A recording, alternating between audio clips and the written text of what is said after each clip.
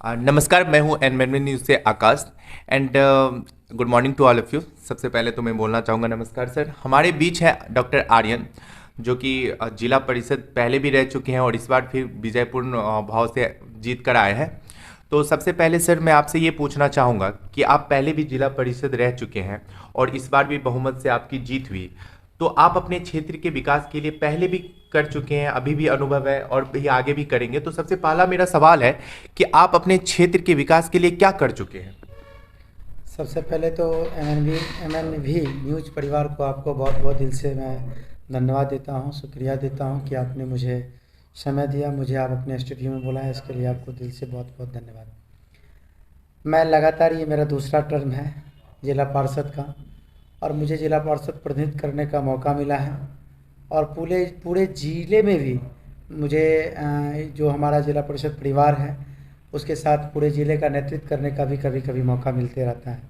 जहाँ तक सवाल है अपने क्षेत्र में, तो मुझे लग रहा है कि पूरे बिहार में मधेपुरा एक ऐसा जिला परिषद परिवार है जो पूरे बिहार में सबसे ज़्यादा लगता है कि दूसरा स्थान मेरा हम लोगों का काम करने में है। उसमें भी जहाँ तक लगता है कि हम लोग कुछ प्रखंड, खास करके घेलार या फिर कुमारखंड या फिर चौसा या फिर आलमनगर, जो भी हम लोग का प्रखंड है, इसकी प्राथमिकता रही है। पहले भी हम लोग पूरे बिहार में, हमको लगता है कि जिला परिषद की अगर कार्य की देखा जाए तो घेलार में कोई ऐसा पंचायत नहीं रहा है जिस पंचायत में कम से कम हम लोग एक या दो काम नहीं किए हैं। और इसका फ़ायदा भी हम लोग को मिला कि मैं लगातार दूसरी बार मुझे जनता काफ़ी विश्वास मत से मुझे जिताने का काम किया है। इस बार भी हम लोग का जो बिहार सरकार के द्वारा जो भागीदारी है बिहार सरकार का, हालांकि वो पंचायत के रिस्पेक्ट में काफ़ी कम है। जहाँ तक मैं रेशियो की बात करूँ तो पंचायत का 70% है और 15% आपको पंचायत समिति और 10 से 15% जिला परिषद की भागीदारी है।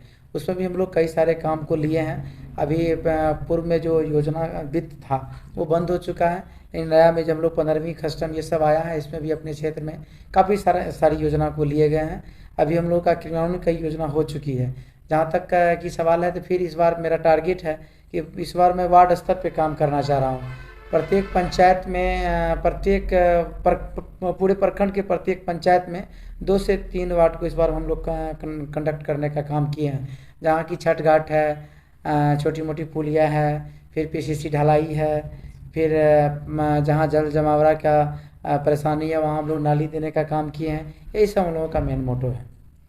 तो सर एक बार जिला परिषद बनने के बाद दोबारा लोगों ने, जनता ने आपको चुना प्रतिनिधि के रूप में, तो क्या अनुभव रहा लोगों के प्यार के साथ? आपका क्या अनुभव रहा विकास के क्षेत्र में विकास को लेकर? जो इतने काम आपने किया, कार्य किया, तो लोगों के भाव और आपके विचारों में ये कैसा लगता है अनुभव? देखिए, सबसे पहले मैं आपको बताना चाहता हूँ कि लोगों तो आज विकास का मुद्दा है ही, लेकिन विकास के मुद्दा के साथ साथ विश्वास का भी मुद्दा है।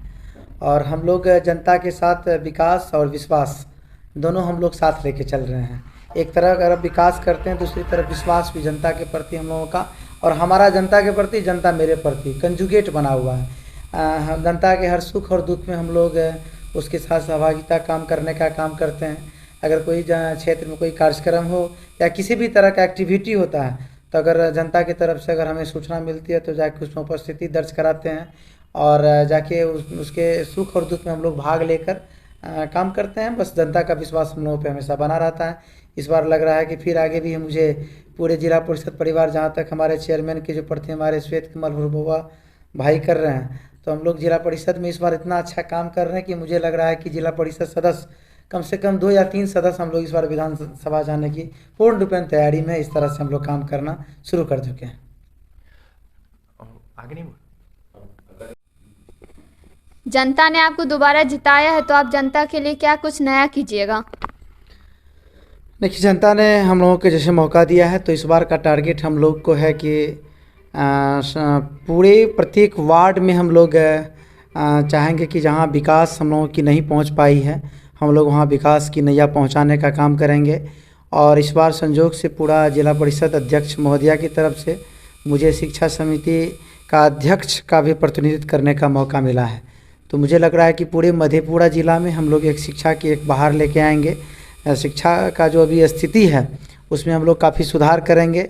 हम लोग प्रत्येक वार्ड, प्रत्येक स्कूल में एक टीम बनाकर हम लोग जा रहे हैं और शिक्षा पे विशेष रूप से काम करना चाहेंगे और शिक्षा व्यवस्था को भी सुधारने का काम करेंगे और विकास की जो बयार है उसमें काफ़ी तेज़ी लाएंगे और प्रत्येक वार्ड में जहाँ तक हमको लग रहा है कि विकास जहाँ जहाँ नहीं हो पाया उसको हम लोग फिर इस बार पूर्ण करने का काम करेंगे।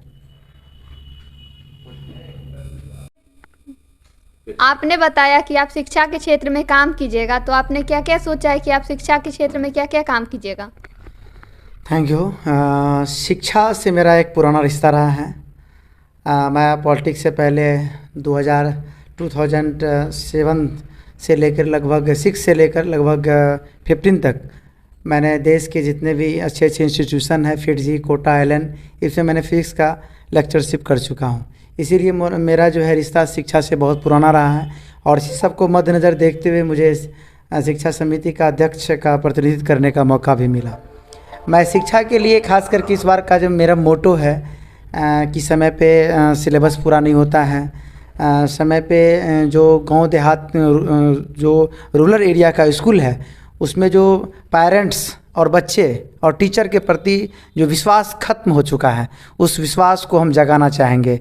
आप इसे 15 या 20 साल पहले जाइएगा तो लोग सरकारी विद्यालय से आप हम देखिएगा सरकारी स्कूल से ही पढ़ के जितने भी बड़े बड़े विद्वान हो चुके हैं वो मैक्सिमम मोर देन 90% आप देखिएगा कि वो सरकारी स्कूल के ही प्रोडक्ट हैं। लेकिन अभी के डेट में थोड़ा थोड़ा प्राइवेटेशन स्कूल का एक मिला है मौका लोगों को आगे बढ़ने का। लेकिन मुझे लग रहा है कहीं ना कहीं हमारा जो इतिहास पीछे, हमारा जो सांस्कृतिक पीछे छूट रही है उसमें हम लोग काफ़ी जगाने का काम करेंगे। इस बार शिक्षा जगत में एक नया आपको मतलब बहुत भूचाल लाने का हम लोग काम करेंगे और पूरे मतलब गांव में इलाके में गांव में जाकर हम लोग बच्चे और बच्चे के माता पिता और शिक्षक के बीच जो गैप है उसको ख़त्म करेंगे। और आपको लगता है कि आने वाला जो मेरा अगले 5 वर्षीय होगा कहीं न कहीं प्राथमिकता हमारा शिक्षा ही प्रथम प्राथमिकता दी जाएगी।